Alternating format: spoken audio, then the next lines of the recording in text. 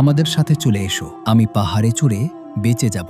যখন আল্লাহর আযাব আসে তখন শুধু বৃষ্টিই হয় না, বরং পুরো পৃথিবী ডুবে যায়। এটি হযরত নূহ আলাইহিসসালামের কাহিনী। এমন এক কওমের কাহিনী যারা নিজেদেরকে সবার ঊর্ধ্বে মনে করত, কিন্তু তাদের অহংকারী শেষ পর্যন্ত তাদের ধ্বংসের কারণ হয়ে দাঁড়ালো হযরত নূহ আলাইহিসসালাম। তার কওমকে বছরের পর বছর বুঝিয়েছিলেন। তিনি বারবার বলেছিলেন, কেবল আল্লাহর ইবাদত করো, কিন্তু মানুষ শুধু অস্বীকারই করেনি, বরং তাকে নিয়ে উপহাসও করেছে। যখন তাদের সত্যের পথে ডাকা হতো তখন তারা কানে আমুল দিয়ে রাখত। তারা তাদের মিথ্যা উপাস্যে এতটাই মগ্ন ছিল যে আসন্ন ধ্বংসের কোনো খোঁজই তাদের ছিল না।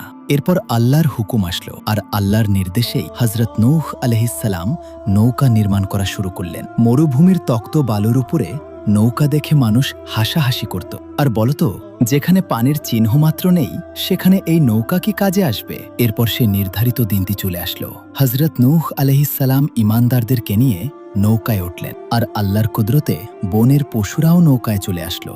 মাটি ফেটে পানি বের হতে লাগলো এবং আকাশ থেকে শুরু হলো প্রবণ বর্ষণ।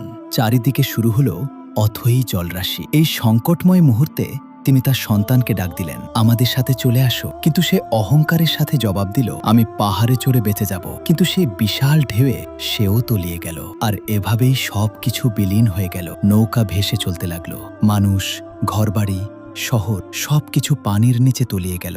কেবল তারাই রক্ষা পেল যাদেরকে আল্লাহ তাআলা বাঁচাতে চেয়েছিলেন। এরপর একসময় আল্লাহর নির্দেশে মাটির সমস্ত পানি শুষে নিতে লাগলো।